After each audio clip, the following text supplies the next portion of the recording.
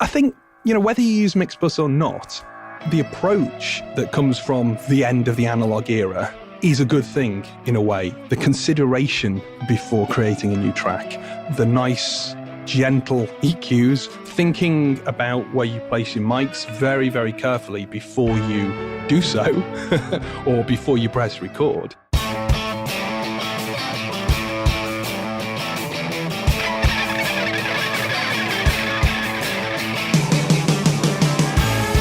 Welcome to Recording Studio Rockstars.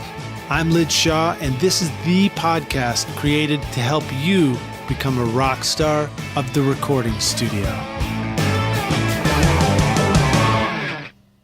Today's episode of Recording Studio Rockstars is sponsored by Roswell Pro Audio, maker of handcrafted microphones in California. Inspired design and impeccable attention to detail will help you capture a gorgeous vintage sound without the vintage price tag. Check out their beautiful line of microphones at roswellproaudio.com.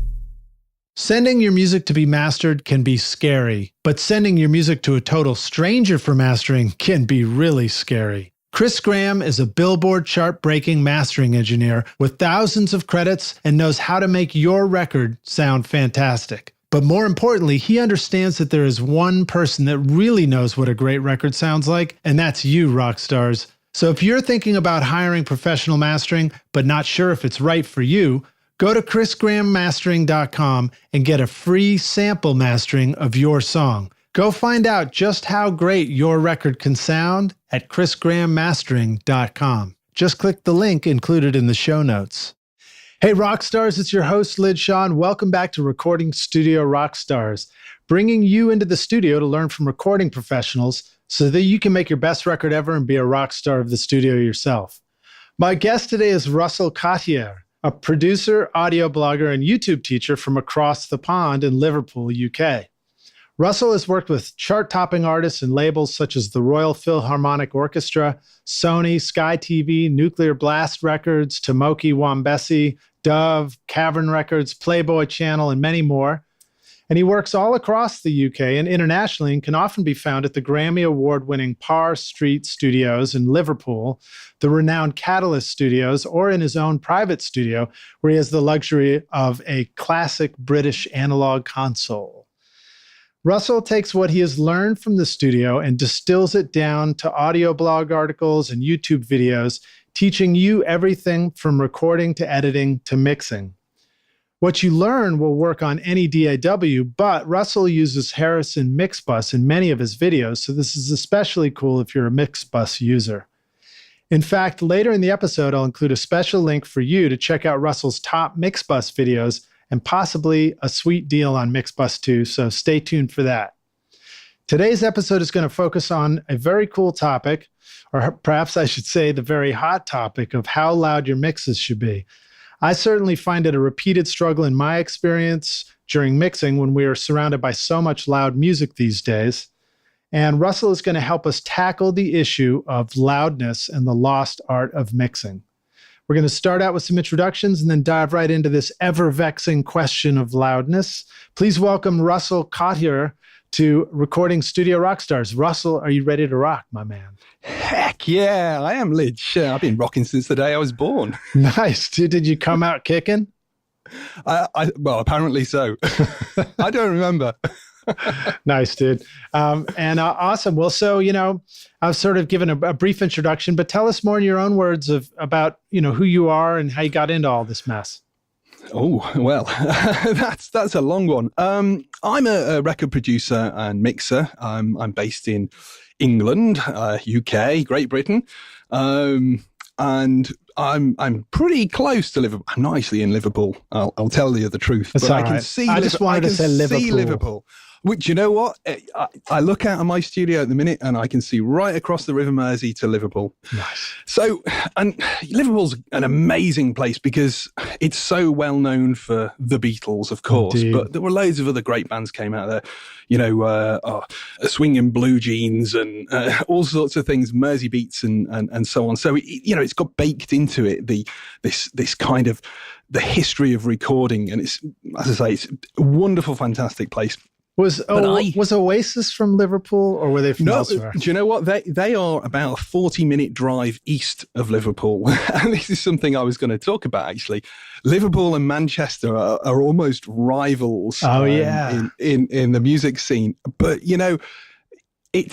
unless you're in London in the UK, then, that's the sort of where it's all happening. But there are other kind of centres for music, and Edinburgh and Glasgow up in Scotland, Manchester, Liverpool, Birmingham, all fantastic places for music and all sorts of different genres going on. It's a great time and a great place to be. Absolutely. Well, but I didn't start in music. And aside on Liverpool, just sorry to interject, but go for it. I have a Hammond drum machine up on top of my organ upstairs. Wow. And it's got a bunch of buttons on it, and they each have different drum beats on it. And, I'm not going to take sides here, but I will say that there is not a button called Manchester, but there is a button called Liverpool. All right, so hopefully I don't lose any listeners just based on that comment. But go ahead. Well, no, I was just going to say, it might be an inspiration to some of your listeners that I didn't start in music. I played music and I was obsessed with recording on my mum's tape machine when I was a kid, but I actually studied to be a veterinary surgeon for a couple of years until I had a massive change of heart and went off and did a sound recording degree. Thought, what am I going to do with my life? Well, why not do what I really love? It was all downhill into madness from there.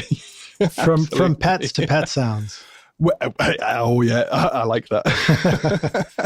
But yeah, I mean, I studied, I did a degree, and I was fortunate enough to kind of grow up on the very end of the analog era. So I was working on an AMEC Angela, and a Hendrix, and which I don't know if you know AMEC as the British brand. I used the AMEC Big 24 once in a mix. Right, okay, yeah. I'm sure I've used some others too. Yeah. So I have the heavily modded Matchless, which was their sort of almost their budget range, but it was like the top end of their budget range. So that's what's in all my vids. If anyone wants to watch those, there's a few tours of it, and it's incredibly ingenuitive. The different sort of routing and so on that these old desks offer, and it's just great to have this big hunk of steel in the studio, kicking out a bit of heat and something to lean on. You can't lean on your keyboard that much. Well, do you know what? This is actually really important part of my mixing methodology, but we'll come to that later. Also, it's harder to spend the night sleeping underneath your keyboard than it is underneath the console.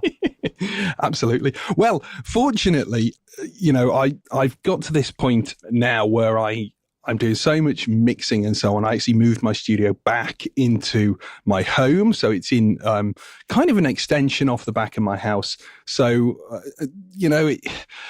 a lot of your guys will be working from home. And yeah, I mean, I make pro records here. Sometimes I go out to other places, but the luxury of having your own mix room that you can be in for as long as you like, and definitely, it doesn't interfere with the kind of the family situation if people have got kids or partners or whatever, so you can kind of sneak off after dinner and do an hour and all that kind of stuff. I think the majority of my listeners have home studios and are probably absolutely working a job during the week and coming back and getting a weekend time in the studio. Yeah, and they probably love it more for that. For that, I mean, the issues around tracking full bands obviously are still there, but if it's a bigger project, I'll take it off to. I mean, I work out of Parr Street quite a lot, which is, so lucky to have such a huge studio. Nearby. I mean, listeners will know Coldplay, dare I say Coldplay. They did Parachutes. Everyone from Grace Jones to Napalm Death and Moby has done projects at Parr Street. So it's funny you said Coldplay, Parachutes, Grace Jones. And then all of a sudden the memory popped into my head of the James Bond movie where Grace Jones parachutes off of the Eiffel Tower. Isn't that right? Well, there you go. You see? Absolutely. Yeah.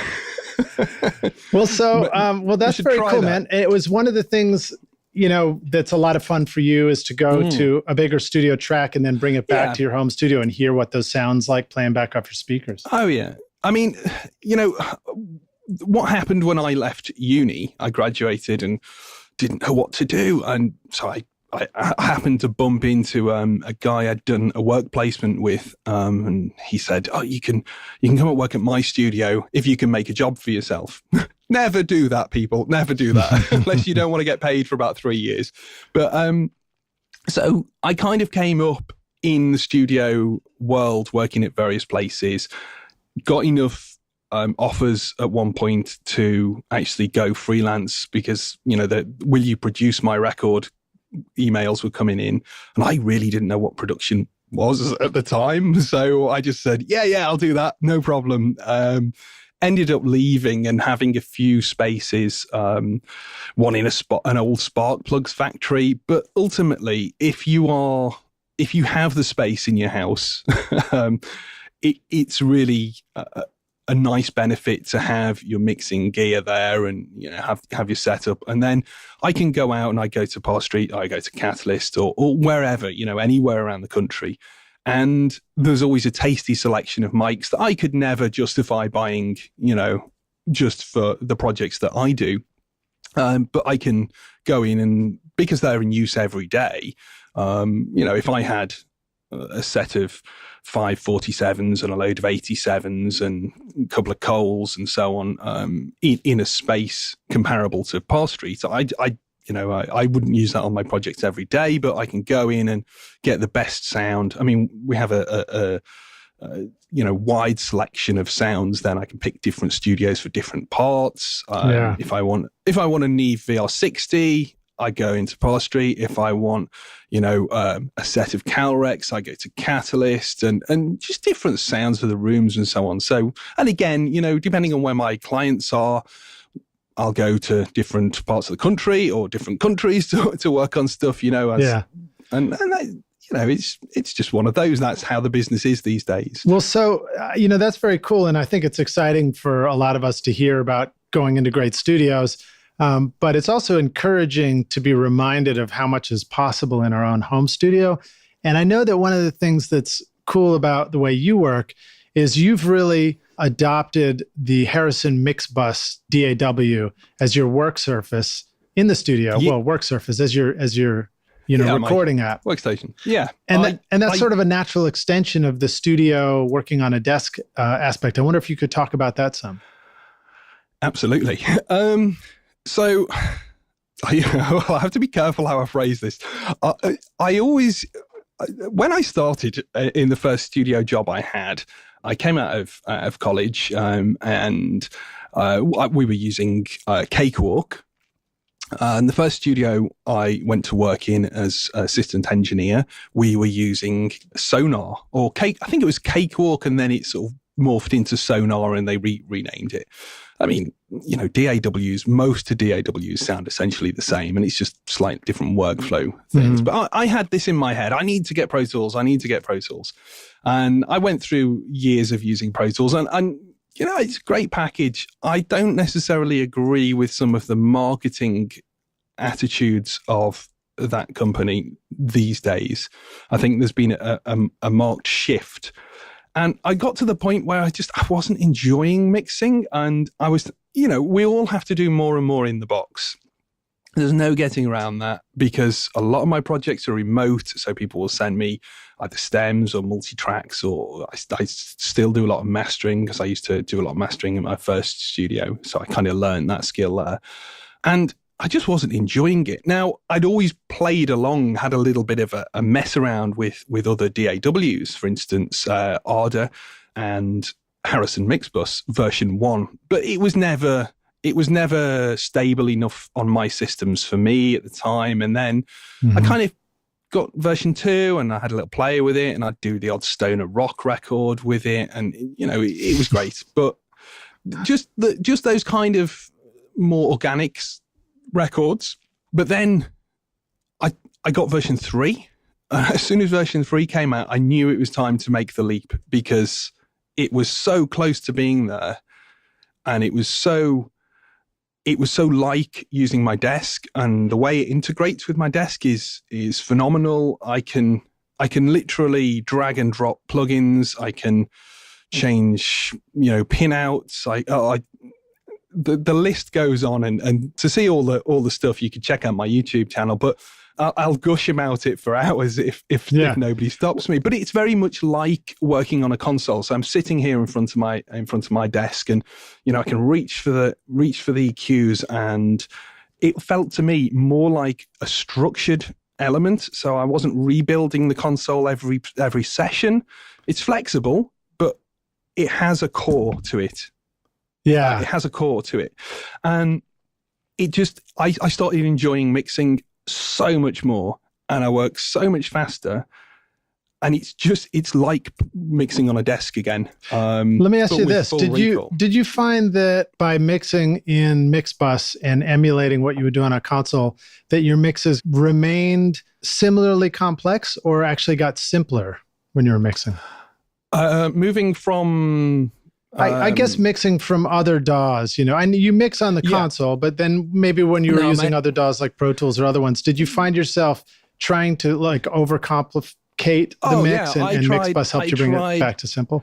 I tried everything. I tried all the plugins for sweetening up the sound. The best records I did before I found Mixbus were all summed through my desk. Now, obviously, clients want to make micro changes, and so there's a few ways that I work. Sometimes I will mix stems or groups back into the computer. Sometimes I'll just send a vocal out and I'll ride it on a channel on the desk. And then, I'll print my stems back in to the project file, so they're all synchronized, and then I can bounce them out. And, that's one way. So you're more involved with the desk. But then you don't have recall on that. You don't have precise recall. And that's kind of annoying these days because people want so many changes. I mean, sometimes if I'm mixing on a big Neve, then I will print every channel back. If there's a really nice system, a big Mac Pro, whatever, I'll print 32 channels back, direct outs from the Neve. But you still then lack the master bus and the glue from the master bus. But with Mixbus, I don't do extreme EQs. I don't notch things. And you know what? There were so many great records made without notch filters, without surgical EQs. All my favorite records probably sound like that. And to be honest, yes, I can pull out an EQ. Harrison do some really great EQs that run with Mixbus. I mean, it'll run any plugin format apart from the proprietary ones, but it'll run VSTs and AU and all that stuff, all the normal stuff, cool. as well as their own stuff, as you know, because you've used it. But yeah, it feels more like mixing a record, and I'm very much like to stand up when I mix, so and dance because you get the fader pushes at the right times.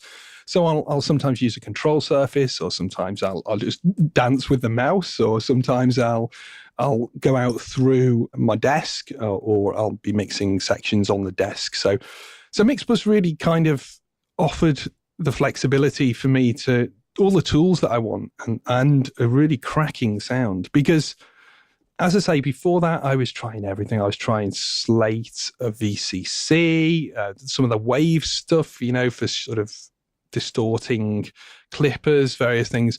Mellow Muse was one of my favorites. CS1V, and I can't remember the other plugin. Great plugins in their own right, but yeah, they were cool ones. They were like Tom, as I remember. Was that the one that was that would isolate your toms for you just perfectly? Yeah, the actual, I mean, those kind of saturation plugins I was using with Pro Tools. But then I moved to Mixbus, and I didn't feel the need to grab for those, because you get this instantly. You can dial in as much of that as you want actually on the buses. Right. But yeah, I mean, Harrison. Well, we're working on some cool plugins at the minute, and they're assisting me. And they've got some great people on the team. Oh, very so there's cool. some really exciting stuff coming up. So if you want more info on that, stuff that you can't do in another DAWs is all I can say. All right, cool. Yeah, indeed. But yeah, the Tom plugin is phenomenal. It's a Tom gate that spectrally analyzes spill and then spectrally analyzes your Tom hits and will, open up when it hears a Tom. And it works kind of for snare if you've got too much hi-hat coming in, but it's for toms. It's set and forget almost. Now if you're like me, you just cut out all the silence on the toms. But you might want to do the sort of Ken Scott thing where you just you have a sort of a hysteresis setting. Mm-hmm. So you just drop down the level and you still have the bleed coming in, and it's great for things like that. Yeah, just so accurate. I can see other plugin manufacturers, once they get onto this, I can see them trying to emulate it because. Well, that's cool. I like the way you described using the hysteresis, because David Thoner's been on the podcast and he talked about that being a great way to mix the toms. And you're doing minimal drum miking and you bring up the tom mics so that the resonance actually is in a good place with the other mics. And then you just, he talked about actually riding up the faders for the tom fills and back down to that point. But you could use the tom filter in Mixbus to actually let it open itself up, potentially. Yeah. I mean, I'm a massive fan of automation. Yeah. And when I mix analog, or when I used to mix off tape, which I still do very occasionally, I'm everywhere, and I don't really have a set plan. I'll have positions where I'm going to move things to, but I just kind of jump onto the desk and you become one with it, as it were. I'll have to do some analog mix videos at some point, but yeah, I mean it's random access, not random, but in the sense of random choices, but random access in that you can grab anything at any point. Oh yeah. And I think Mixbus is the closest to that I've found on the computer. Well, it's very cool. That's very cool. Yeah. Rockstars, I'm going to go ahead and do the spoiler here too. I'm going to put a link in at rsrockstars.com/Mixbus. And I'm going to collect Russell's best videos for you there that I've seen on Mixbus. And also I may have, be able to include some special deals in there too. I'll let that be a surprise. Yeah. Well, I mean, I have a signature bundle out with Harrison. Oh, cool. Well, we'll stick that in there.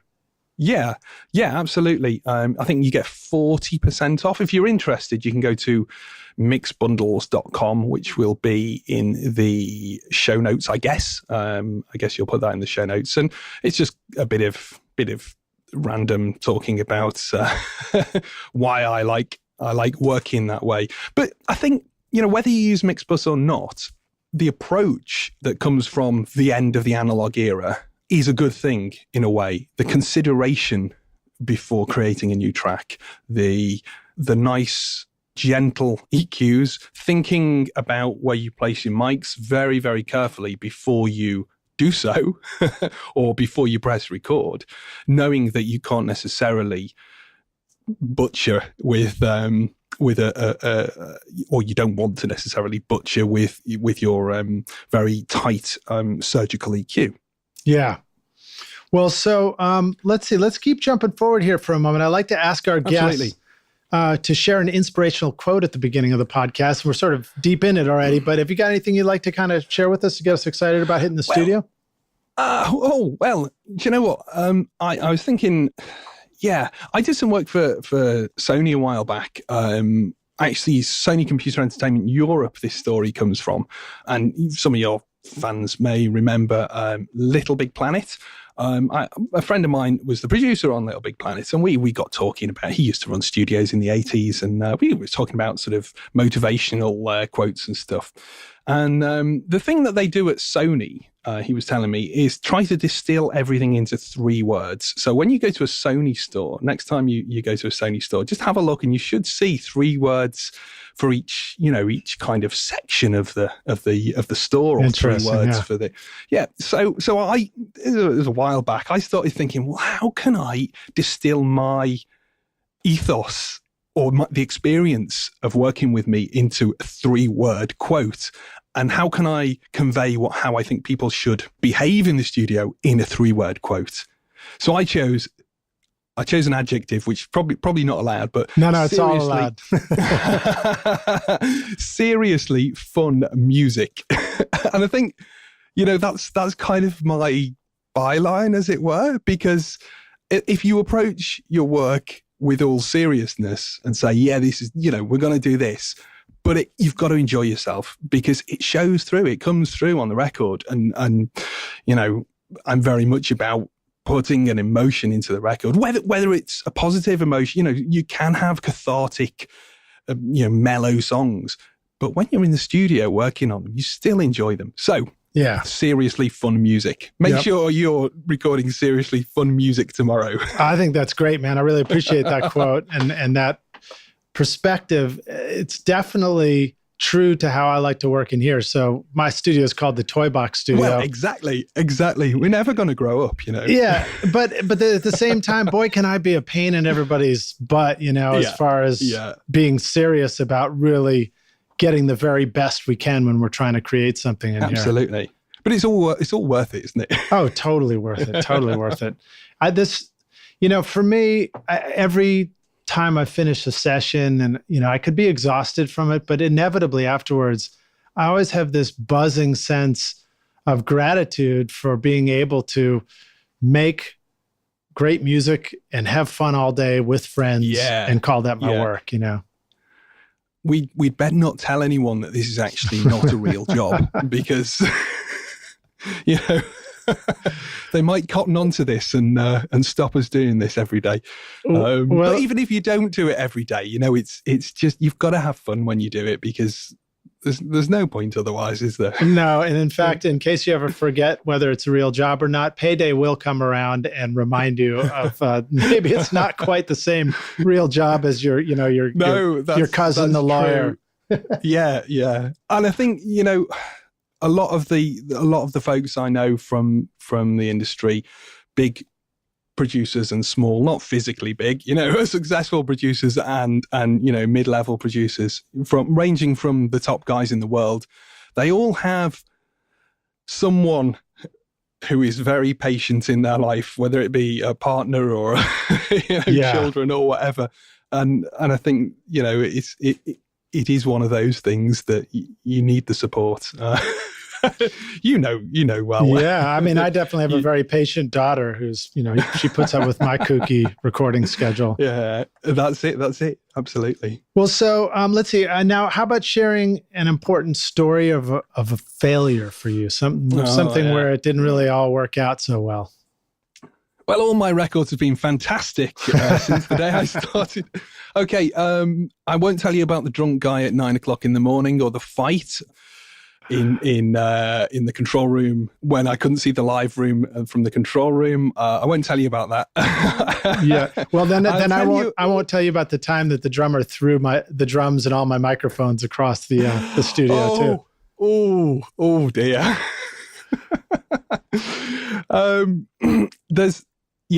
So failures, right? Well, lessons learned.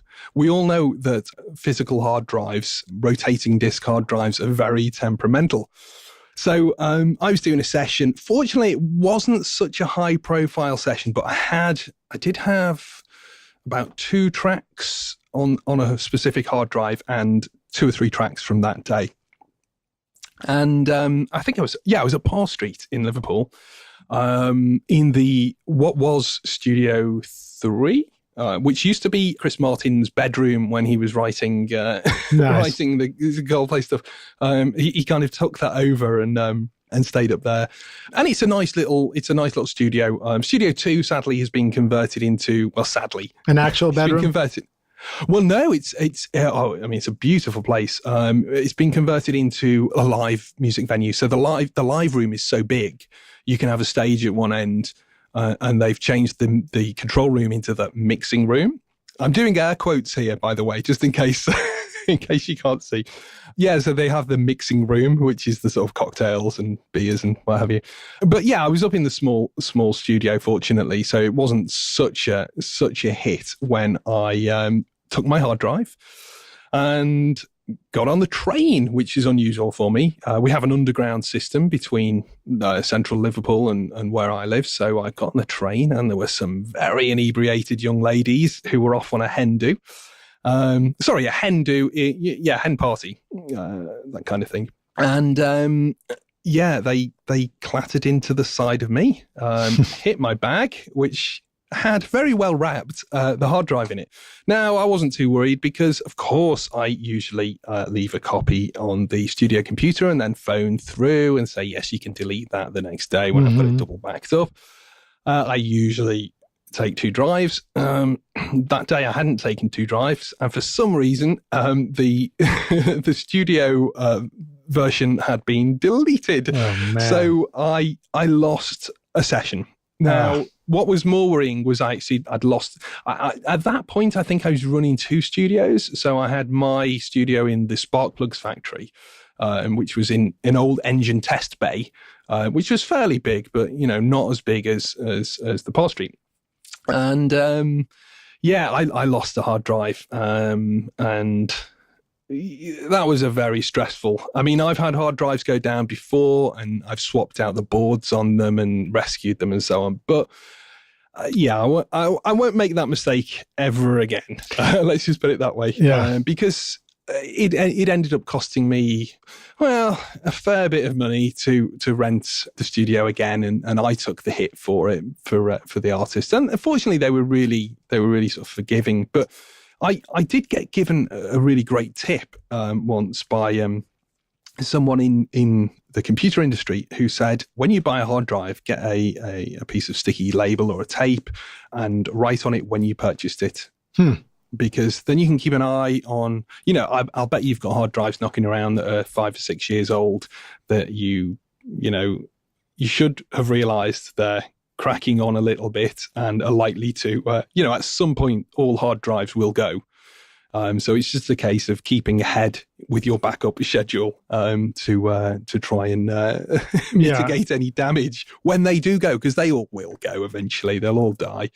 I think that's absolutely true. And I think I've heard some people suggest that because hard drives keep getting bigger and bigger too, you actually might not need to keep everything on the old hard drives or not even worry about what to do with them. You just simply copy that over and collect everything on bigger and bigger drives and just have all these duplicates kind of going back. Yeah, because Moore's law is we're doubling computing power and there's, I can't remember what the storage space law is, but it's very similar, isn't it? Every 18 months we're doubling our capacity for the same cost. So I think in backup speak, it's every time you go to buy a new set of backup drives, for the same price, you're getting one that's about twice as big. Yeah, absolutely. I mean, if you can use RAID arrays, then do. If you can keep a copy in another location, then do it. And, I had the pleasure of seeing CLA talk a little while back, having dinner with him, actually, which is quite interesting. But, he said something really valuable. When a client gives him a drive, he takes it, he copies the data off it, or his assistant copies the data off it, and he gives it back immediately. and that's the protocol. Get that client drive out the way as soon as possible, so it's not your responsibility. Exactly. Because you don't know if they got backups or not, and just No, I try to always do that too. I make sure the clients leave with their drives if they can. Yeah. And, as soon as they bring in a drive, the first thing I do is put a sticky tape on it, not with the date of the drive, but with the name of the client. And I put a name on their cable and a name on their power and make sure that everything's labeled so it goes out. Well, so that's a great story. And I think let's just say many of us have been there with learning about the hard way about backup. And rock stars, if you haven't learned it, then, God bless you. You're in a good place. You haven't lost a bunch of stuff yet, but take this stuff to heart because it's good advice. So let's go forward. Let's leap forward to our topic of the day. Russell, Oh, yes. we've got a great title for the podcast, which is Loudness and the Lost Art of Mixing. And so I thought I'd let you just kind of jump into that topic and tell us what that's about. What's that title mean? Okay, let's start with this question. When you listen to the radio, to records from the 70s, 60s, 80s, 90s, and noughties, do they sound any different to records from the last year? Do they sound quieter on the radio? I think I'm going to say no. In fact, I'm going to remember when I used to flip around between stations, and in the 90s, the first sort of modern music stations were coming out, and they sounded a little too bright for me. And then I'd go back and I'd listen to like Steve Miller playing on the classic rock station, and it sounded so good and so much better. Exactly. And when was the last time you put an older record on, and say from your CD collection? I don't know. Do you listen to CDs? I'm still a CD not as guy. much. My car is the last bastion of CD playing in my world, and it sadly is it's not spitting out CDs very recently. But when I do get one to spin up in there, I'm always struck by A, how good it sounds after getting used to listening to MP3s. And B, how much I wish I had carefully selected the CD to stick in there before it got stuck. So you've got easy listening country hits on over and over again, have you? Something like that, yeah. At least it's not kids' music anymore. Is it Celine Dion? No, thank goodness. Well, my point being that if a CD is a different volume, a different loudness, you're just going to change it. You don't even know you're doing it. There's been countless studies that this whole I'm not going to go into what the loudness war is because all your guys are probably well aware of this. But basically, louder CDs are or louder tracks, tracks that are recorded at a greater volume in the file. That's achieved by hypercompression and distortion.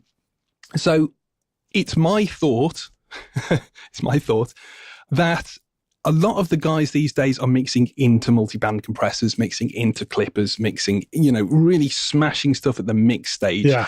And it absolutely destroys the sound, but it makes mixing seem easier.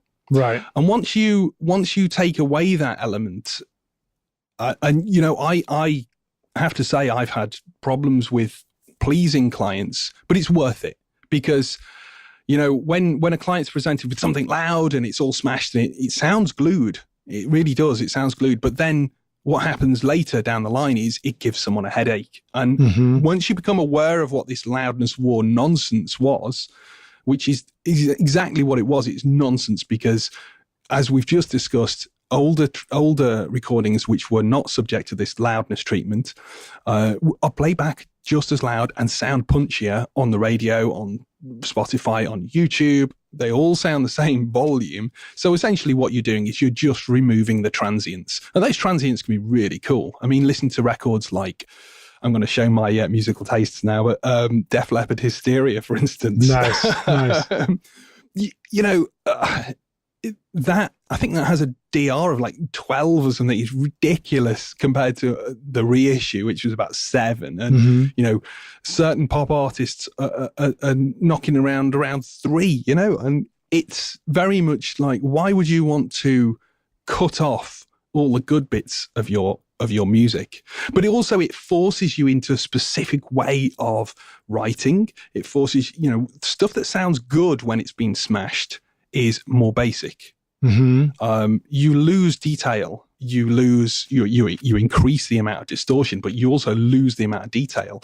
And I see a lot of younger guys, or even people my own age who've maybe come up on the sort of the digital world and are, into that competitive, aggressive kind of mentality in terms of their music, making their music sound, if you don't get a suntan off the red lights on the master fader, then you're not mixing properly. Well, was a genuine quote. Let's talk about harmonic content too. Just thinking about, let's draw the analogy between mixing and mixing loudness to a guitar signal coming from a pickup and how you like to set the amp. And let's also draw the analogy to some old school rock and roll and some new school rock and roll. Yeah. And I'm going to say this. I'm going to say that, with a guitar, let's go back to the Kinks or something. You're more likely to hear a major third in the chords. You're more likely to hear the full voicing of a chord, and that's still representing rock and roll, than you are now, where things have to, probably become a power chord. And I wonder if that translates. Let me clarify. Well, so, in other words, if you try and play too many notes into a distorted guitar amp, they start to crowd out, and there's no room for it. You got to do like the root and the fifth, and let some of the harmonics speak through there. I wonder if that applies to a mix too, in general. Well, I think it absolutely does. And you hear, I mean, I don't know whether it was a big thing in the States, but Daniel Bedingfield was one of the sort of early bedroom producers in maybe the early 2000s. He was one of the guys who was putting out, it wasn't even that loud, to be honest, comparatively, his kind of debut record. But I remember listening to that thinking, right, he's done this in a way which is going to sound punchy, because there's nothing in it apart from, the beat and the vocal. And when I say the beat, I don't mean like a rap produced beat. I mean, like literally just electronic drums and the vocal. Now, it worked at the time, but that kind of mentality has been carried on. And it really is a case of, exactly as you say, if you are hyper compressing everything to the same volume, all of your harmonic content, all of your ghost notes, everything like that is going to push up.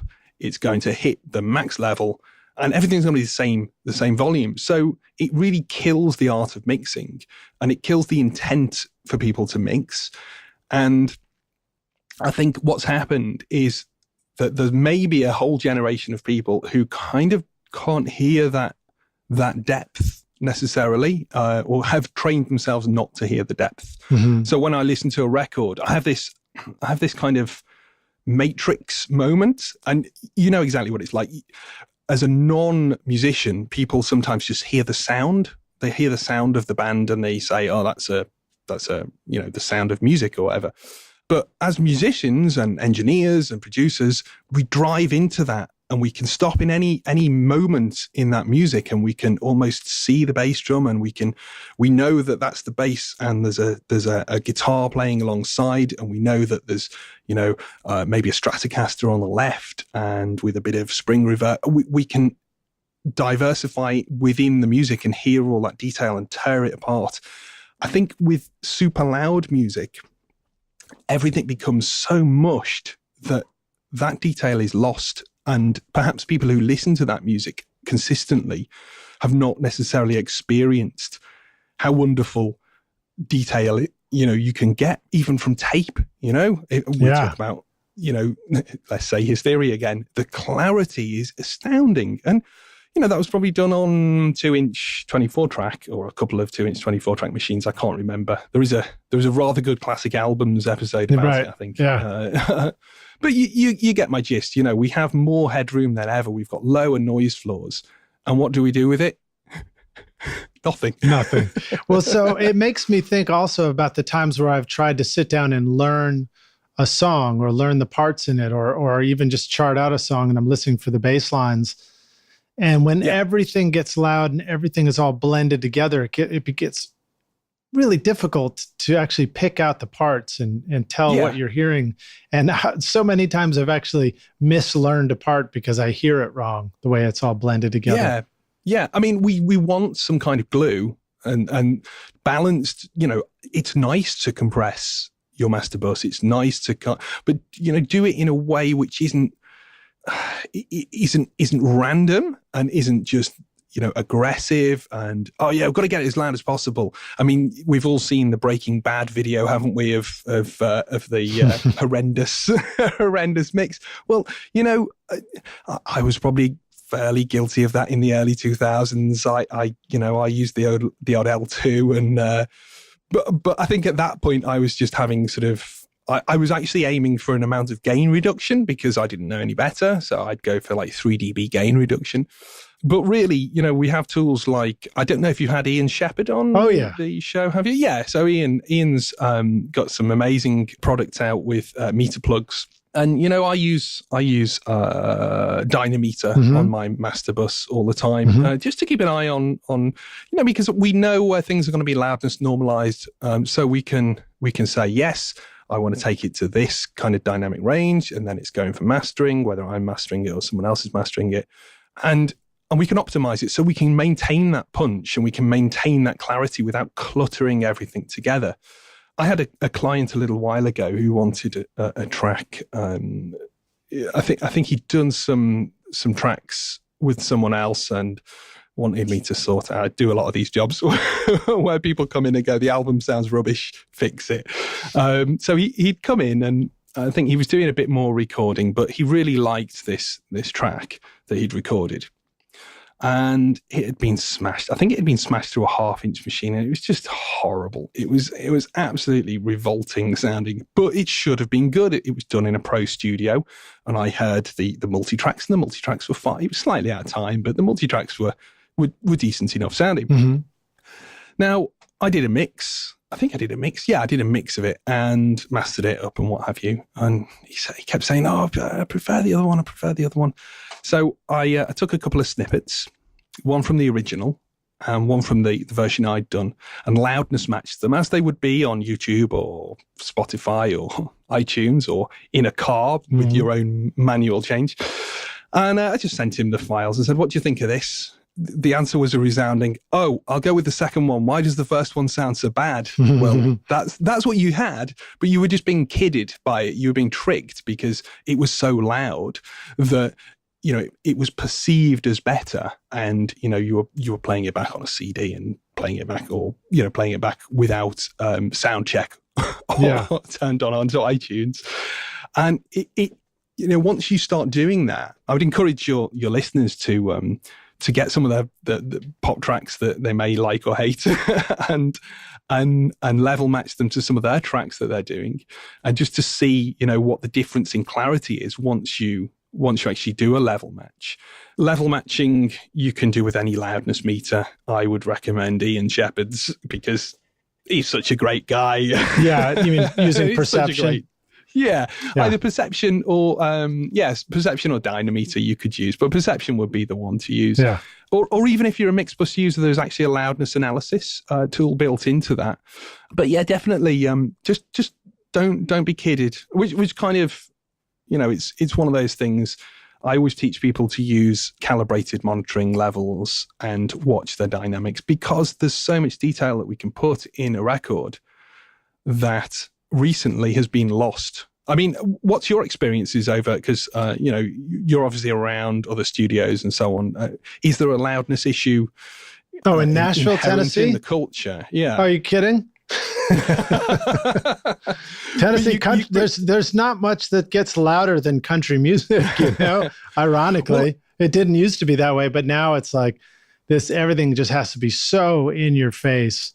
But with the cleaner guitars, do you think that it's not sort of death metal kind of super heavy gain? It's a little different. Do you think the cleaner guitars are more affording to that because they can punch a little bit? I think so, and better. I think people scoop a lot of mids out too, along the way. But I actually don't mix that way all the time. One thing that is inherent in a lot of country pop mixes, though, is that the vocal needs to be incredibly loud, and the next loudest thing needs to be the snare drum. Yeah. Yeah. Well, vocal is king, as they always say. Yeah. But yeah, I mean, I think I've not got anything against music that sounds loud and is perceived as loud. Yeah. Well, let's talk about that. Let's leave people with a little bit of advice on how to go about getting their mix appropriately loud. And maybe you can talk about the ways that Mixbus would help somebody do that. Okay, yeah. So for those of you who don't know, Mixbus is a digital audio workstation like any other, except it sounds different. And it does sound different. It has a fixed set of mix buses, which you can use for your groups or however you want to use them. And they each have a saturation control. It's like a tape saturation. So the idea is to emulate the concept of going to tape and mixing back from tape. Mm-hmm. So there's a saturation control that you can crank. Now, there are no artifacts in terms of noise floor being raised. And the saturation it's almost very difficult to hear, but you can feel the effects of it. And so those mix buses, depending on which version of Mixbus, you might have 8 or you might have 16, or I think maybe it's 12. They go onto the master bus, and that also has a saturation. And every channel has its own built-in dynamics. So you've got a variety of compressors and limiters that you can pick from, all from the mix window. You don't have to go into any plugins. So I think the general vibe is that you're shaving off some of the transients before you get to your master bus. And I think that's how you get those kind of consistent punchy sounds on an actual console. Yeah. Because, CLA talks about bending the console. Right. And, he famously talks about this. And really what he means, I can clarify this because I specifically asked him, is introducing harmonic distortion on the input stage. Not just that, but that's the main vibe of it.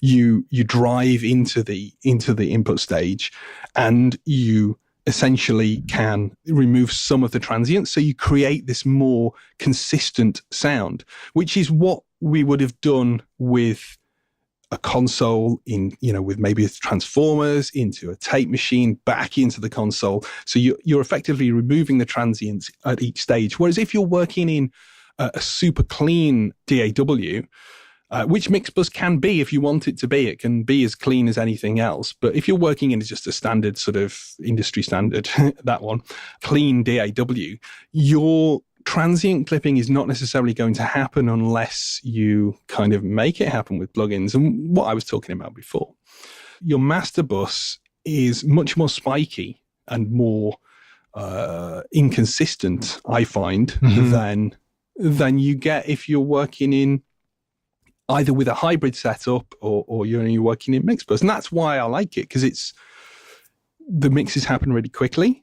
And then if you do want to work in the box to bounce them out, you've got loudness analysis. So what do we aim for? Well, it depends what platform you're going to, but generally we're looking at somewhere between -12 to -14. Mm-hmm. Somewhere around that mark. And Mixbus has that loudness meter built in, so you can kind of keep track of how you're doing. Yeah. There's a K meter, and I tend to work at K20. The K meter on the master channel is actually set to K14 as standard, I think. I've done a video about this. Yeah. I'll put the link. I'll give you the link. Yeah, okay, great. So how to calibrate your system. So, there's a lot of home mixers who mix too quietly, essentially, or they have their amplifiers turned down too quiet. And there's a really easy and simple, almost free, if you've got a mobile phone, free way of setting up your monitoring to a kind of pro studio level. And when you do that, you ensure that you've got plenty of headroom for your transients. Now, if you mix with your monitors at too low a level, you'll try and bring the level up to the same kind of comfortable level where it feels like it's moving you. It feels like it's kicking, usually around somewhere between 86 and 96 dB. People tend to aim for dB. SPL, right? C weighted, somewhere around sound there, level in the air from the speakers to your ear. Yeah, exactly. So you, no matter who you are in what room, you always want it to be about the same volume. That's sort of scientifically proven, as it were. Well, AES studies anyway. Now, if you have your monitors too quietly set too quiet, you will push and you'll try and compress stuff and you'll distort stuff so the average level gets louder. Whereas if you have them set to the correct calibrated level, I would suggest using the K20 system, then you won't need to go into that distortion and all your nice transients, which we've sort of massaged with Mixbus or with our console, or with, if you're a user of a different DAW, you might drop in some clipping plugins. But those massaged transients, which we've kind of brought into control, will nicely sit and will feel punchy. You'll feel it in your body. It will move you. Yeah. And it'll also pop out the speakers at quieter volumes, in my opinion.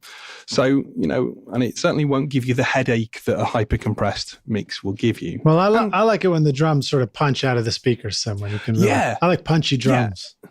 Exactly, because in a real environment, the drums are punchy, aren't they? That's exactly what they are. You know, they're also pretty freaking loud. Yeah, exactly. And you know, it's about taking. For a lot of my work is about taking that sound from the artist and putting it into two speakers that may be as small as earbuds. Yeah.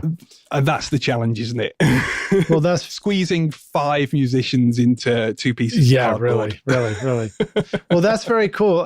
Well, I appreciate you kind of breaking down some of the things that are cool about Mixbus for us, and, you know, introducing us again to this concept of loudness and why it can be problematic. And I love that you've put together this tutorial video about K20 and showing us how to arrive at this sweet spot.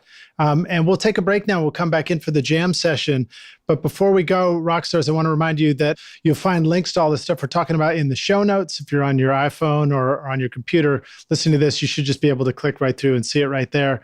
And then also, I'm going to just kind of do a goodie bag and put all this, you know, the videos, links from Russell, and see if we got any special deals on Mixbus. Make sure that we include links to the Mix bundle, and I'll just make a link at rsrockstars.com/Mixbus. So if you go to that, you'll be able to find all this stuff in one place. And we'll see you in just a moment for the jam session. Roswell Pro Audio brings you microphone design that is out of this world. Endorsed by a growing list of artists and producers like Phil Collen of Def Leppard, Ross Hogarth, who's recorded Van Halen, Ziggy Marley, and the Doobie Brothers, and Super Dupes, working with Drake, Mary J. Blige, and Eminem. These are all rock stars that have discovered just how great Roswell microphones sound. Check out the Mini K47, which uses a capsule modeled on the one in the vintage U47 at a street price of only $299. Or the beautiful Delphos condenser microphone with a capsule tuned like the vintage U67 with great clarity and far lower noise at a street price of only $899. In fact, you are hearing my voice right now on the beautiful Delphos microphone. These mics are carefully crafted by hand and immediately feel good even before you plug them in and hear how great they sound. These are well-built microphones that will last you and your studio a lifetime of great recording. Check out more audio examples of these awesome mics at roswellproaudio.com. Are you thinking about hiring professional mastering for your song or record? Chris Graham is a Billboard chart-breaking mastering engineer who has mastered thousands of songs for both pro and home studio clients just like you. Send in your song and Chris will give you a free sample master of your mix. Book a project with Chris today and also get a free video mix consultation before mastering. This will help make sure your mixes are the best that they can be. So go to chrisgrahammastering.com today and get your free sample started and your record finally finished. Just click the link included in the show notes. Hey, rock stars. We're back now. We're going to jump into the jam session. My guest today is Russell Cottier. And Russell, my man, are you ready to jam? I am totally ready to jam. Very cool, dude. Well, so when you started out in recording, what was holding you back? Oh, goodness. You know, I think it was quality musicians, because you can't mix something that's out of time and out of tune, and a bad song will never sound good mixed. It's really hard to do. It just won't. So, you know what? If you're learning, get the best people. Go and find the best people and work with them. I think I'm repeatedly reminded of that myself. Sometimes I do records where, you know, I'm picking and choosing musicians, and the times, it helps to do a few of them, but the times where I don't pick a great musician and I find myself working twice as hard versus the times where I pick a great musician and I get to the end, I'm like, why was that? Why does it sound so great? And that was so easy to do, you know?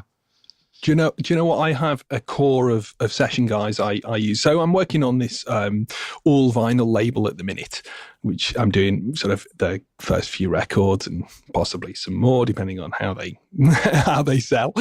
And yeah, we've got some various singer songwriter types, but I've got my core of selected session musicians, and I know what with most records, I can go into a rehearsal room and I can hear the record before we've made it. I know exactly what it's going to sound like.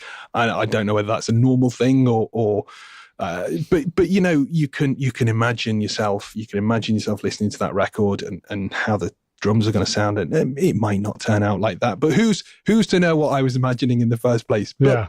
With having consistent session guys that I work with when I'm doing the kind of singer-songwritery stuff where they haven't got a band, or, you know, there's a pop act on this label as well, kind of art pop, and, you know, we're using my guys instead of his normal backing band of session guys because we know what the consistency is going to be like, and I know that I don't have to spend hours editing drums because...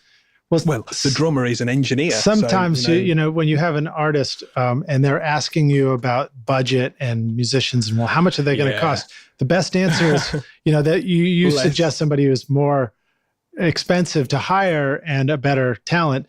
And, you know, the real question is, well, would you like to spend more money or less money on your record? And if they say, I don't want to spend more money, then you say, then hire these guys, you know? Yeah, absolutely. And it'll sound better and it'll have a chance of making a return. But this is exactly, as a producer, this is exactly what I do, really. People come to me with budgets or they'll come to me with an idea and I'll say, well, okay, what's the budget? And, well, how much do you cost? Mostly the sort of unsigned acts that I work with. Ask how much you cost. It's like, well, what's your budget? Yes, and let's see what we can afford to do, because on my rate pretty much stays the same. Yeah. And to be honest, most of my records sound of equal quality no matter how we do them because of the way I plan them. So yeah, I mean, it's working with great people. As you say, it will save you money. Working with a producer will save you money. Working with a decent mix engineer will, you know, trying to mix it. There's so many records I get come in from like home recorded or band room recorded stuff. And they'll send the stuff to me for either mastering, stem mastering, or more often mixing. And it's a really enjoyable thing, but a lot of it is, you know, this isn't ready. Right. Go and do it again. Right. Or, you know, or you just put in a lot of time trying to mix it and get it to sound better. Yeah, but yeah, exactly. If it's not in time, you can't mix it. Yeah. It will always. Now, there are instances where that might seem to not be the case. But when you have a loose band like, you know, the Stooges or the Pixies or whatever, when you have a band that you want to sound wild and, you know, crazy, the Sensational Alex Harvey band? I don't know if you remember them from the 70s. No. They were wild, but everything was in time and in tune, except the one instrument that they wanted to be the focus, usually the vocal or the guitar solo or something. It was all spot on with all those bands, except that one thing. And that's when you can afford to make artistic choices about whether you're pulling tempos, pushing tempos, and so on. But yeah, use quality musicians, because otherwise you'll be banging your head against the brick wall trying to mix stuff that is just no good. Well, good advice. Good advice. Now, how about sharing with us some of the best advice that you received? I had a curry with Ken Scott, and that wasn't a name drop particularly. If you want to see the video, it's on recordproduction.com. Not of the curry, but nice. of the interview. No, I'm sort of more impressed with the name dropping of just saying I had a curry. That's not something I would say here, you know, but I like it. Oh yeah, well, we've been in Abbey Road and nipped down to the favourite curry house of the engineers around the corner. So I was chatting to Ken and I said, listen, I've got this real problem. I'm mixing this metal record at the minute and the band want to sound like Avenged Sevenfold, and they don't sound like Avenged Sevenfold. They sound like an 80s hair metal band, which was brilliant, you know, kind of vibe, but not, you know, they would never sound as they wanted to sound. And the records they liked didn't sound particularly fitting for what they were doing. I said, well, you know, what about reference material? How do you use reference material? And he said, you know what, just mix it how it sounds good to you and don't worry about it. And I think that was one of the most valuable pieces of information that I've been given, because I don't chase the sound of other mixers. I mean, yeah, I've done that in my younger days, trying to get the CLA sound, trying to get, the kind of polished togetherness of a Howie Weinberg record or something, all that kind of stuff in all the stages of the production and working out, this different miking techniques. But ultimately, once you get to a certain stage, just do it how you feel right and send it to a good mastering engineer if you can't do that yourself. Yeah, well, I think that a lot of times, the artist and the band, they come to you with what they already consider to be the sound they're trying to make. They might use language about inspiration. They might talk about other records that inspire them. But meanwhile, they're making the music that they make. And when your instinct just tries to simply respect what's coming out of the speakers and just help usher it to the best place that it's already wanting to go, I think a lot of times the artist will hear that back and they're like, oh, this is great. You got it. Yeah. And there are times where I have tried to take it to some different place, that should automatically be a badass idea. And it turns out to just simply be a bad idea. Yeah. And they don't always want that. What a lot of artists want. So with the remix thing, I got sent something a week before last, and it was a pro mixed record, but the artist wanted me to remix it.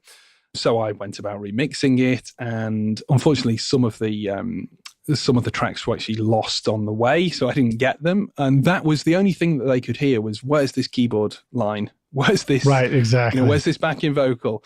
Not that the whole thing sounded more coherent and more what they were after, but they were so locked in on that. And I think even when you do remixes, they're not going to sound massively different even when you do a lot of editing, things, you might edit the drums together so they sound a bit more punchy, and they're a bit more consistent on the beat and with the bass guitar or whatever. But ultimately, what has been recorded is the framework for unless you're doing some kind of crazy dance remix and you're re-recording things. Yeah. No, it is what it is. Exactly. Make a record and move on. Well, so now how about sharing with the rock stars a recording tip, hack, or secret sauce, something they could use on their session today? Okay. Yeah, right. Drum recording is my kind of keystone, really, for making records. Just so happens I love drums. Don't we all? So I'm a recorderman guy, really, but I have a few little... I do the Glyn Johns thing occasionally, but even when I'm tom miking, I like to do a recorderman kind of. Yeah, tell us about this. Hip us from the ground zero. We don't know anything about what you're talking about. Okay, drums are sort of usually cylindrical. No. Recorderman is essentially a way of recording drums with two microphones. It's very much like the Glyn Johns method, where you have so with Recorderman, or my variant of Recorderman, I have the usually a ribbon mic if I've got a 4038, a Coles 4038, or I love fathead mics. So the Cascade 2 is one of the most underrated microphones ever. Fantastic mic. If you don't own a pair, you should go and own a pair because they're great. And they're cheap as well. I have them up against Coles 4038s all the time, and yeah, love the fatheads. So what I usually do is I have a mic directly above the snare drum, and I have one positioned. Now imagine we've got a right-handed drummer, so and they're playing, in the kind of usual crossed position. Behind their right ear, I'll have the other mic, and they'll both be pointing at the snare drum. Now, these two mics, we want them to be receiving the sound from the kick and the snare at the very same time. So the way we do that is I have a piece of in my production bag. I've got lots of things. I've got a tune bot, the drum tuner, electronic drum tuner, which is amazing. Nice. But I also have a long piece of cord. And if I've been stupid enough to forget that, I can use a mic cable. So I get the drummer to sit in their position, and I ask them to pinch the microphone cable under the drum beater for the kick drum. Keep it there. And then I move it up, and I take the other end or another part of the mic cable, and I ask them to pinch it in the center of the snare with a finger and don't let go. And then I move across and find a point above the snare where I want to put my microphone. Mm-hmm. And so I've got that overhead above the snare, maybe a foot or so above their head, whatever, somewhere around there, so it's not in the way of them. And then I pinch the mic cable. So I now have a consistent measuring distance from the kick drum to my pinched point on the cable or the cord. And I also have the other half of it, which is pinched and held onto the middle of the snare drum. So now I can move that pinched area without letting go of my pinch position. I can move that cable around or the cord around to find a point to put my other microphone, the one that sits roughly behind the right ear. So what happens when you record like that is you get this kind of, it's like a pseudo stereo effect when you spread them, and you can spread them wide. You can spread them really wide if you want. But you always have your kick hitting at exactly the same time and your snare hitting at exactly the same time into both microphones. So you get phase coherence and you don't have to move your samples around. Yeah. And it just sounds brilliant. It sounds so 3D. So you can use those 2 points as either your whole drum sound, or you can close mic as well. And I close mic as well, usually. But then here's my secret sauce. My secret sauce is I use a third microphone out in front of the kick drum. Nice. So I'll keep hold of, I'll measure the distance between the kick beater and the microphones, and I'll go from the inside of the kick drum. I've got an assistant, Naomi, who's wonderful, who's sunning herself in Australia at the minute, but it's either her or if I have another assistant in, or one of the band or something, someone has to hold the cable or the cord in against the inside of the batter head of the kick, and then I take the distance that we've measured, and I place usually a FET 47 or maybe a 67, something like that out in front of the kick drum. Dude. And I use that for the bass, and it sounds phenomenal. That's so great. You can't, unless you've got a big studio, you can't do it with other artists in the room, so the guitars in the room, whatever. But if you're in a large space like Parr Street or whatever, then maybe one of the bigger London studios, then you can do that, and you won't get much spill. It will be consistent enough, and it sounds. Well, I can't describe it, but it sounds brilliant. That's great. And everything's in phase. There's a great backstory to this too. So I have a course that I put together as a full day clinic here that is now a course and a webinar I'm about to re-release, maybe out as we do this podcast episode called Rock Stars of Drums. And in it, I also teach the recorder man technique, which I only learned about by watching a couple of kids show it off in their living room on a YouTube video once upon a time. And what's so funny is that I was experimenting with that, and I think they had shown with a close mic and a kick in, and I didn't like it. And so then I came up with the idea, well, what happens if I just move the kick mic out so that it's hitting at the exact same time in all three mics? And I've always been calling it the Lidge Man technique. So I'm going to have to rename it now. It's now going to have to be the Lidge Russell Man technique, or the Russell Lidge Man technique. You go first. That's fine with me. But I think that's great. I love hearing you describe the whole thing like that. I thought I was ahead of the game there, but no, you are. It's just you and I are up front. Bass. Well, that's it. The low end is phenomenal. Yeah. And likewise, I actually also occasionally do the odd live seminar, which is linked to Recording Studio Masterclass. We've got a drum one coming up at the end of September for any folks who are interested in that Recording Studio Masterclass. But that's an in-person one in the north of England. So nice. Anyone who's over and wants to do some actual physical hands-on drum recording, they should check that out. Well, that's very cool. A fun day. That's very cool. Fun day at Orchard Studios. But yeah, that'll be on Recording Studio Masterclass, which is my kind of educational arm.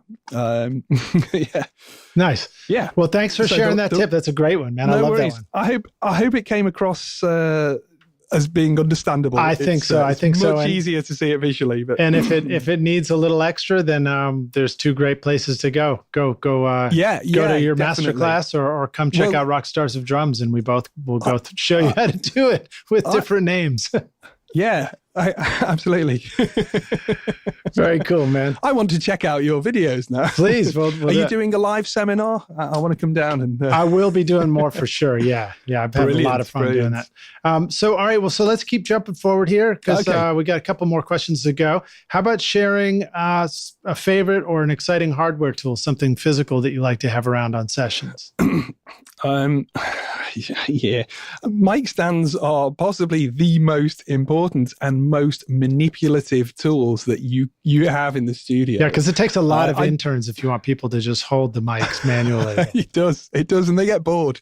And then the way I try to touch the computer as little as possible during recording sessions. So Naomi is usually operating the DAW of whatever studio we're in when she's in on sessions. So mic stands, you can have all the EQs in the world and all the compressors and all these fancy tools, but actually mic position is way more important than any of that. Totally. And so I know it sounds like a really cheesy kind of, we're going to choose mic. It's like, what's the best tool in the studio? My ears. It always gets a bit annoying when people say that kind of thing. It's a bit sort of smarmy and arrogant, isn't it? But we've all said it. But yeah, mic position is, I see people reaching for EQ, and yes, I track EQ into to tape or whatever on the way in occasionally, but I'll always try moving the mic before that. I suppose if I was going to give a more serious answer, lighting as well, getting them in the mood. I know it's not but there's something about having a console with lights on it and dimming the main studio lights. Yeah. They're glistening and it's like you're in a spaceship and, we're doing this now, we're making this record and it's going to be there forever. That kind of feel, and it really engages the artists, I think. So yeah, mic stands and lighting if I can have to. I like it. Well, you're describing seriously fun music, right? It's got to be seriously fun when you're doing it, or why bother? Exactly. We could get more reliable professions, couldn't we? Right. Less stressful ones if we're not doing it for the fun. Well, so let's jump from hardware tools to software. Anything software-wise that you're excited about? As I said, I'm working on some scripts for Mixbus. Now, Mixbus 4 has this, obviously, my whole world, professional world seems to revolve around Mixbus these days. Just because it's changed my engagement with mixing and with my job, every day I look forward to turning on the Mac, and it's multi-platform, by the way. Yep. But what's really cool is that Mixbus 4 now has Lua script compatibility, so you can do your own scripts. And one of the guys at Harrison, Nick, an amazing bloke. He's helping out on these soon to be released plugins and scripts. So I'm doing like a bundle. He was very kind in helping me set up, and he did most of the work on this, let's be honest, helping me set up a single click button. So what I do is I import all my multi-tracks into Mixbus, and I go to the top right-hand corner and I click my little button, and it reorders all the tracks into the correct order, sets all the routing up, renames everything that I need renaming, It creates my sample, because I often have to, with tracks that are coming in, I often do it as sample augmentation. So it creates all my sample tracks, my instrument track. Oh, crap, dude. I'm getting kind of excited. One click. Yeah. Wow. Just like one click. Just walk into the studio. It's the ultimate, evolution of the studio. You just walk in all in regalia, and you go and you click one button, and then you say thank you very much, and you walk out, and you're done for the day. I need an assistant to actually click that button, don't I? But yeah, you'll be when you see what we're working on, which so I think very much, because being a producer or a mixer, you create workflows, and the first 10 years you spend are creating those workflows, really, honing them and seeing what works and what doesn't. And then you get to a stage where you're going to start with this, you're going to do this. It might differ slightly, and there are obviously choices, but really you need to do those workflows and work out exactly how you do them. So I usually have a kick and a snare sample that I may or may not use, like a room sample for the snare, all these kind of processes. And the fact that we can get a computer to do them for us, which we should have been doing for a long, long time, let's be honest, because, that's what computers are for, right, doing those kinds of repetitive tasks. The fact that we can do that with just a click is mind-boggling, but, that's where we should be. And it frees me up, rather than spending 2 hours messing around with plug-in setups and renaming buses and ordering tracks and stuff. It's not perfect every time. But then the client then gets, those 2 hours essentially of me actually working on the mix. And that's what I really like, because my workflow is, I don't feel like I'm wasting my life messing around with plugins and stuff. So it's got to be Lua scripting is the amazing thing that Mixbus has implemented. Lua scripting, cool, man. Well, so now let's jump forward to a little bit of advice for the business side. Let's say somebody doesn't just want to do this for a hobby and they'd like to make a living doing it. Do you have any advice or resource you want to share? Choose another. No. On serious note, so business, I think the advice is be a part of a scene to begin with. Now, I kind of have almost, because I do a lot of more international work and remote work, I've kind of drifted away from a local scene, which I was very much part of in my younger days. But be part of a scene and just go out and meet people. So I have this thing on a Friday, if it's not too hectic, I just meet people and I go out for coffee with them, and no reason, just to hang with people who are in the industry who I might not have met before, or I might have met on the internet, met through Facebook, and you think, well, I haven't met them and they live 45 minutes away. Let's go out for coffee and just touch base. And if something happens in a year, if there's a project that happens in 2 years, or maybe they have some work for you that day, or you have some work for them, these kind of relationships can be easy to forget, especially in the Facebook era, and especially when a lot of us are working from, a home environment. So I'm not at the studio every day. I'm kind of in my studio, and it's just me most of the time, me and the cats in the main house, So you and they're scintillating company, I should tell you. The idea of just going out and meeting people, and that's how you can,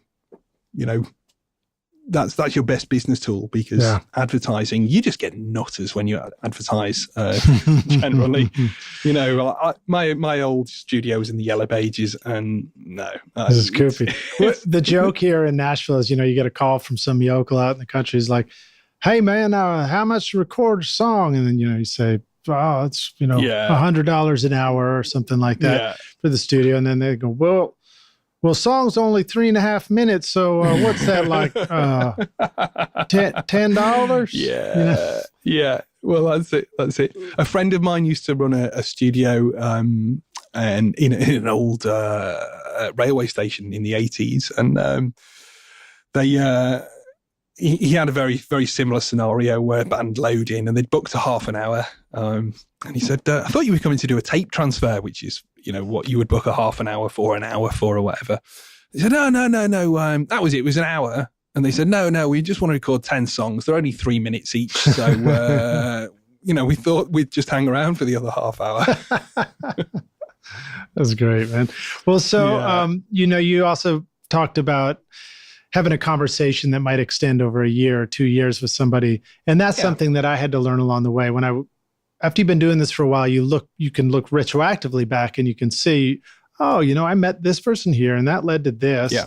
And then a year later or 2 years later, that person finally came around and booked a session with me. And I sort of called it planting seeds, because sadly it's the only gardening I get to do. I had to sort of give up actual physical gardening, but like meeting somebody, treating every moment as an important possibility, and just being aware that, it might take 2 years before that turns into a recording session. But once you get going with this stuff and you're doing it for a while, then all of a sudden, you planted many seeds 2 years ago that are showing up now, So sometimes, it benefits you to have them work with other people, because sometimes you need to work with that person later in your career, or you need to have them develop first, or they need to have a bad experience, or they need to track somewhere else and you need to do the remix. Maybe that was not what was meant to happen, because I'm not sort of a massive believer in fate, but, sometimes it's worth not stressing that you don't get the job that you want. And also meeting with people is kind of a nice experience, because, you get to assess whether you want them as a client, right, as well as whether you're just trying to, that was one of the worst mistakes I made in my younger days, when I'd gone off on my own and I was just like, oh, anyone. And then, you book all these people into the studio and half of them are really bad and half of them don't pay. So, yeah, that's not good. Now I focus on work that I really want to do. And yeah, fortunate enough to be in a position where I'm established enough to do that. But it, you see a different arc trajectory to your career, definitely, if you focus on the best people, the people you want to work with, make great records, rather than demos. Good advice. And my mentor Brad Jones used to say all the time back when I first started working with him that he didn't do demos. He's like, no, I don't do demos. I just do records. And I was like, wow, he's good. He's got a pair on him, but it's true, and it worked. And he's always just done stuff that was intentional. Yeah, I learned that lesson. I think when I was saying I went freelance, I thought, no, I'm not doing demos anymore, because they just soul destroying. And if they don't want to do, if they call it a demo when they approach you and you say, no, I only do records, let's make a record, that's great. And if the artists are full on into it, then that's cool. But if it's definitely a demo session, then get the assistant to do it. Yeah, send them to the right place to make a demo, to get ready for making a record with you. Yeah. So I have one last follow-up too. So this is a tool tip for you rock stars, which I probably mentioned on the show before. But in order to follow up with people, it's very helpful to have a way to follow up with people. So one of the things that I use is a plugin for Gmail called Boomerang. And what it does is it allows you to send an email and then put in a little boomerang reminder to yourself. And you could have it come back to you in a week, a month, 6 months, a year. You could set a specific date. But it could be a good way to sort of remind yourself to pick up on a conversation and check back in with somebody down the road. Absolutely. And if you're fortunate enough to have a management team who kind of sort of represents you or whatever, which I have relationships with management, which is nice because they do a lot of the sort of chatting and what have you. But if you don't, get you either something like that, or I think is there a Google's client relationship management software as well? When you say it sounds good, like there should be, but I don't know it myself. There's loads of, if you really want to go the whole hog on running your business, with like a system that will, call people and what have you. You can get these CRM things. I think there's one for the iPhone, actually, if you're an iPhone user. I don't do that because I'm just massively confused and engrossed in my work all the time. Unfortunately enough, things seem to sort of bumble along business-wise in the background. But I think don't be afraid to, that's the other thing as well. Don't be afraid to bill people, and don't be afraid to ask for what you're worth. Definitely one of the big mistakes for, like you say, if people want to make a living out of it, you can't do the whole half minimum wage thing. Right. You don't want to do a race to the bottom. Because the bottom is there and it's waiting for you. Exactly. And that's it. And that's exactly why I say, pick the best people, because they are the people who've got the opportunity to actually get funding, Kickstarter and stuff, and get good at describing how to how to do Kickstarter. You know, the reason why I started my blog, my YouTube channel and blog, was because I was saying the same thing to young clients, young bands and so on, over and over and over and over again. How this is what it's going to be like in the studio. This is how you make a record. This is what I want you to do. So the intent was to have a set of videos for the new clients who they could just sit and watch, and I didn't have to repeat myself. Yeah. But it turned into something much more frightening, a full-on audio blog. Yeah. Well, no, it's a good reason to start one. I've done similar things to help train my interns in the studio, videos that show them how to do the same stuff I was showing over and over again. Well, so in the interest of time, why don't we move forward to the last couple of questions here? And these are both hypothetical. The first one is, if you had to start over again and you needed a simple setup to record, you needed to find people to record music with, and you needed to make ends meet while you're doing it, what advice would you have for somebody? Okay, so a simple setup. Okay. Really, what I want to say is, I'd go analog. I would get I've got a MG, Akai MG 1214, which is a half-inch analog machine. It's like a really glamorous Porter Studio, but huge. Nice. And it's half-inch cassette. They're a bit like a sort of a Betamax cassette. Oh yeah, I know those ones. You lift up the little plastic window and pop it in there. Yeah. The white thing with the kind of the red leatherette. Yeah. I think U2 did a record on one of those. So I'm told. Part of me thinks, I'd go for that, but then you need all the kind of plug-in stuff. You need your all your compressors, and you could live without it, but really, to be competitive, you've got to have a digital system. Mm-hmm. I've used a lot of Antelope stuff, and I think I would go for an Antelope or maybe a UAD kind of interface. Antelope, bang for your buck, and just experience of using them. With their FPGA stuff, I think, and the headphone mixes and so on, a nice little laptop, whether it be Linux, whether it be Windows or Mac. I love that you just threw Linux in there. I think I've never even seen a Linux operating system before. Oh, right. Well, I'm a Mac guy for the studio, and then my kind of home computers, my laptops and stuff, my partner and I are both Linux users at home. So, isn't it like a little penguin or something like that? It is a little penguin. Right. Yeah. Well, actually, no, we use Ubuntu, so they've kind of dropped the penguin logo, but it's essentially Linux. But yeah, I mean, Mixbus is cool because it runs exactly the same on all three platforms. So you know where you are if you need to change. Nice. But yeah, it would have to be one of them. A few decent mics. If you're on a budget, I would recommend like Aston. They do some good stuff. Cascade. I can't recommend Cascade highly enough. Even their cheap M20U, I think. Mm-hmm. I think that's the kind of, sounds a bit like a FET 47-ish vibe. It looks a bit like that. There's something else, some other kind of inspiration going in there. But just like a decent condenser mic. Hey, I'm going to throw in a shout out for the Roswell Pro Audio Mini K47 too, which is another great one for not much at all. I need to try one. I need to get my hands on one and review one, but I haven't seen one over this side of the water yet. But yeah, there's some really great, good quality mics that you can do some great recordings with. And ultimately, it's about the song. It's maybe an SM7B.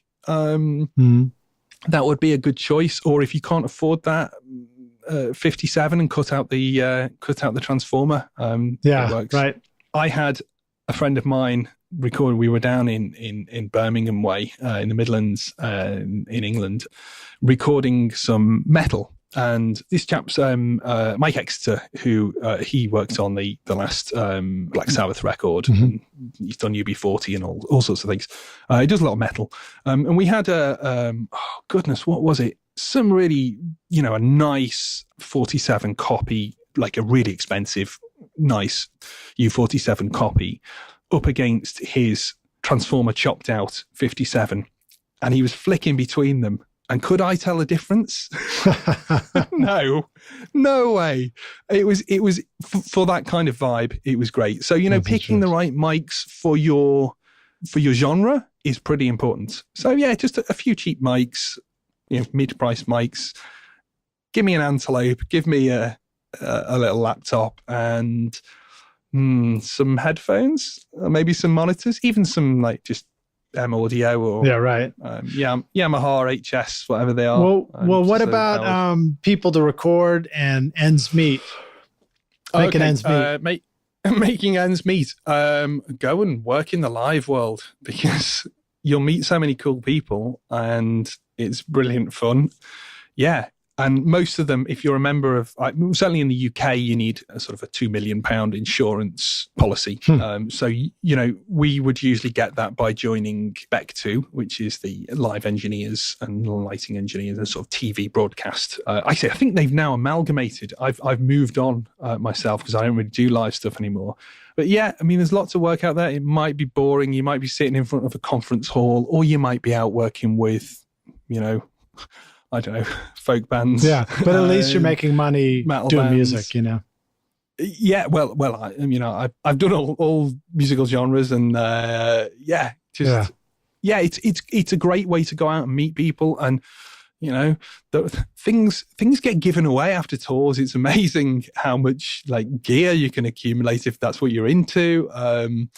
And just meeting people and meeting good musicians who are actually working musicians. That's the thing, you know, if you're doing tours, then, and it's, you know, it's decent enough money. It's easy to get into. You've just got to be prepared to lift stuff and push stuff. Well, that's cool. So that's how I'd make ends meet while you get the recording thing going. Well, it sounds like that's how you'd meet people too. You know, you just be out at the live shows.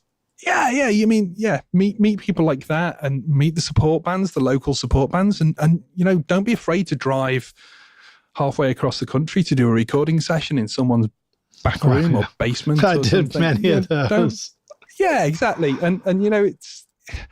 when I was starting out, I would drive 5 hours from Nashville to St. Louis for a recording session all weekend with no sleep during the weekend, all for the grand total of $50. And I had to pay for my own gas and food while I was there too.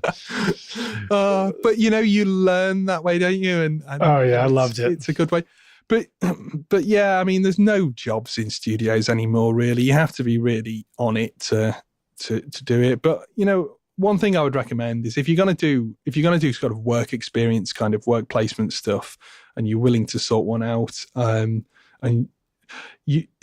it might actually be better to invest the money you would have spent in recording school and go and work in a studio, but do it in the best studio that will take you. Yeah. Because, you know, you want to be around people who know how to make records, because otherwise you'll be fumbling around, confused, not really knowing what a real record or a real recording session sounds like. Yeah. And why whatever you're hearing may not sound right. I would suggest this too, rock stars. If you find yourself having a conversation that I can already imagine in my head, where you go to a studio and you say you'd like to, and when you talk about a work experience, I think the term over here would be an internship, right? Same idea. Yeah. You'd say, kind of you'd go and you'd talk to the studio, and they're going to be inclined to say, well, what experience do you have? And you say, oh, I don't have it yet. You know, have you been to school? Well, no. Well, you know, we need people who are, you really need to know what you're doing before you intern here. I think the rebuttal or the response, you don't need to be giving them a rebuttal. Sorry, you're trying to get an internship. But the response is to transparently say what Russell just said, which is, look, I can go spend a lot of money and go into a lot of debt going to school somewhere to be able to come and then hopefully intern with you in the studio. Or I could come right now and give me anything that's low skill level to start so that I can begin learning. But because I'm not spending all the money on school, I can assure you that I'm going to be here every day, and I'm going to be committed, and I will be here, like, you know, really learning, so that when you're teaching me and training me, I'll come out of this as a really useful asset to your studio. And with relationships at that age or at that stage in your career, make sure they're either really good or non-existent, right? Because you're not going to be popular at home if you're spending all your time in the studio, and that's just something that, everyone goes through at that stage. I think. Yeah. I used to live in the studio, and we used to do live events of an evening as well. And I was making virtually nothing when I first started out. But yeah, so I'd be up, I'd walk 3 miles maybe to work, in for 9 o'clock, maybe 8:30, and then work right through, go home, eat something, be back out, do live shows 4 nights a week, finish about 4 a.m, back home, back in the studio at 9, 7 days a week. It was one of those. But I'll tell you what, I learned more in that first month than I did in my entire degree. Yeah. I learned a ton more being in the studio. Well, so let's jump to the last question here, Russell, and then we'll sign off.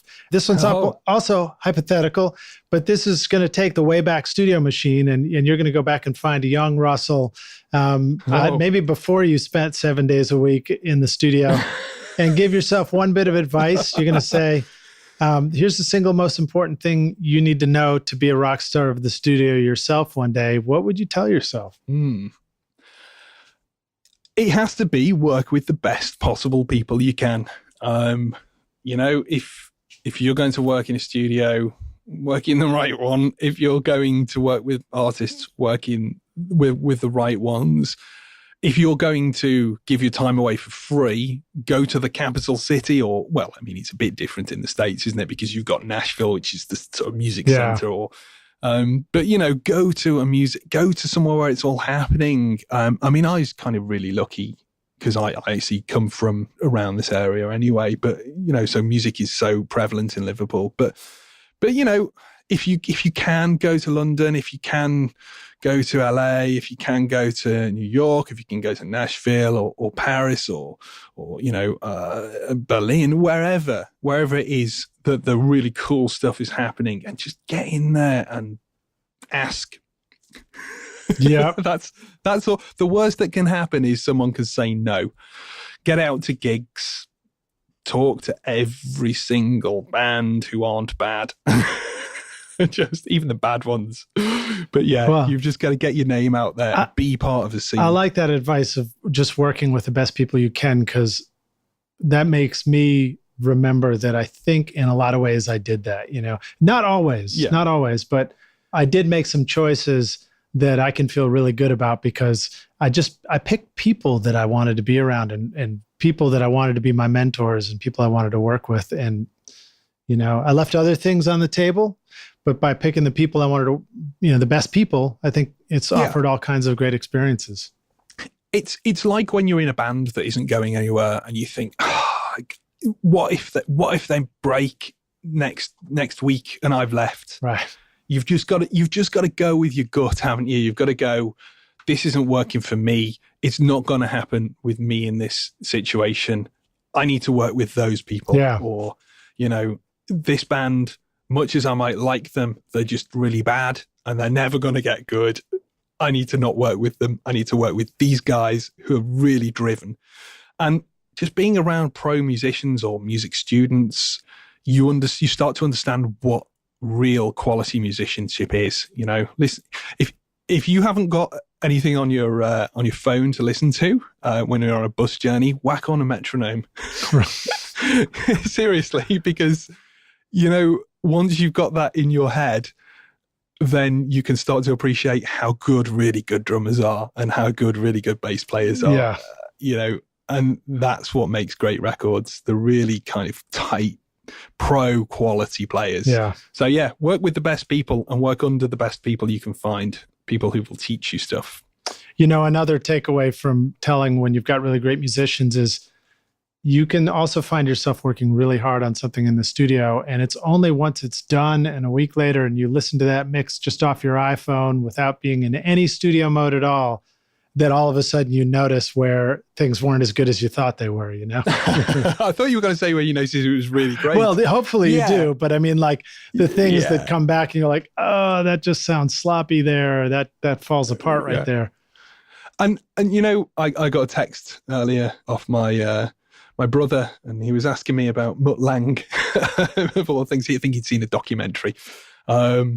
Saying, oh, well, is he really that obsessive over every part of the music that yes, we all are. That's what producing is. Yeah. You know? You've got to be able to know when to make the choices to make stuff sloppy, and that's the skill that you get after about 15 years in the seat in front of the desk. You know, exactly.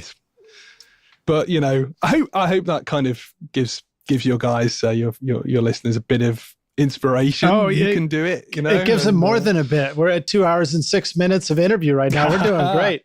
So, Russell, let's sign off and let the rock stars know how they can find you, how they can follow you, and learn more about you. Oh, right. Well, I've got a blog. It's russellcottier.com/blog. Or you can just go to russellcottier.com and click the link. Sign up for that. I also have a YouTube channel, which is youtube.com/Russ Cottier. You can go to recordingstudiomasterclass.co.uk, which is my remote learning and seminars. If you like the idea of having a DAW that feels like a mixing console, check out my signature Mixbus bundle at mixbundles.com. Or go to the Harrison Mixbus website. I'm sure there's plenty more. Oh, yeah, I present for recordproduction.com, which is an amazing resource where we interview all sorts of top record producers. And I get to have curries with them, which is cool. You guys get to eat, you're eating curry and interviewing on camera at the same time? Oh, no, unfortunately not. No, not in front of the desk. It's like, it's really, let me tell you about and also, if you're a subscriber to Resolution magazine, you can see my articles. So it's a UK based, but we ship international, glossy recording magazine. It's hard to explain. It's a bit like Mix, I think, if that makes sense. Cool. We do interviews, we do reviews, we do honest reviews. Well, I'll include links to all those in the show notes as well, since I might be, there's a lot of things to hold on to in my head right now. But Rox, do you know where people find me though? They just find me on Facebook because it's an unusual name. So right. I'll be there. Russell, RUSSELLCOTTIAR. So you probably like 2 S's, 2 L's, 2 T's. Is that what you tell people? That's correct. It's exactly what I tell people. Right on, man. Well, Russell, thank you for joining us on Recording Studio Rockstars. Thank you for having me. Been a pleasure. Look forward to meeting you in person and around the studio, maybe over the other side of the pond there, Liverpool. Absolutely. Or 40 minutes outside of Liverpool. Either way. I'm only 20. Okay, 20. Good deal. Not even that. Well, thanks, mate. Brilliant. Thanks for having me. Yep. Thanks for having me, Rockstars. Cheers, man. It's been a pleasure. We'll talk soon. Wicked. Catch you later. Thanks so much for listening to Recording Studio Rockstars. If you enjoyed the show and want to help make it better, please leave a rating and review on iTunes to help reach more people. You can click directly over to iTunes or go to recordingstudiorockstars.com/review for an easy explanation. And if you want more free content, all you have to do is text RS Rockstars to 33444. Again, that's RS Rockstars to 33444. And I'll keep you in the loop with articles, videos, and podcast updates. And I'll let you know about any upcoming giveaway offers, all totally free. Thanks for listening. I'm Lid Shaw, and this is Recording Studio Rockstars. Now, go make great music.